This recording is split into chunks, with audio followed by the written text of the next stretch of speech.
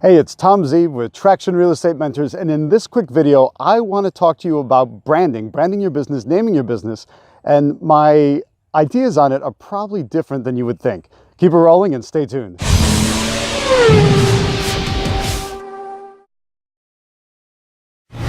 So a lot of people get really hung up on what to name your business, and I've got a few ideas on it that I want to share with you. The first one is, don't name your business after you.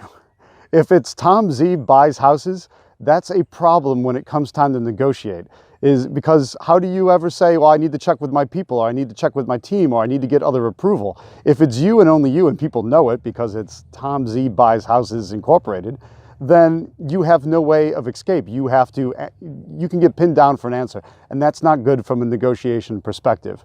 Here's the other thing. People get really hung up on what to name their company. And you name it something that's important to you, or the name of your pet, or the name of your friend. None of that really matters to the motivated seller. The only thing the motivated seller cares about is what's in it for them. What can you do to help them and getting them out of their difficult situation? So your company name in the long run doesn't really do you a lot of good.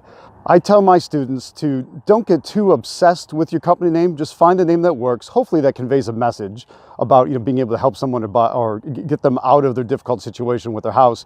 But it's not that big of a deal what your company name is. It's not that big of a deal because when it comes right down to it, when they're motivated enough, they don't care what your company name is. They only care about how you can help them. And that is how you're going to set yourself apart from the crowd, by using good negotiation skills. It's not your company name that counts. It's how good of a negotiator you become. When you learn to negotiate the right way, that's when you set yourself apart from the crowd. So it's that consistency of marketing, and then how you talk to people and how you learn to be a good negotiator with them. That's what sets you apart. That's what gets you the deals over your competition. Now, if getting better at negotiation is something you're interested in, and it's something you should be interested in, because this is what makes or breaks you in business. When you're off on your own, no one's taught you how to negotiate. No one spends any time on it. Nobody teaches you how to negotiate in school, and I think that's a shame, because it's the #1 skill that makes you successful at business.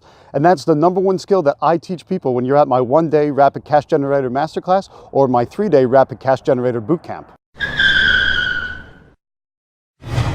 For Traction Real Estate Mentors, this is Tom Zeeb signing off. I'll talk to you soon.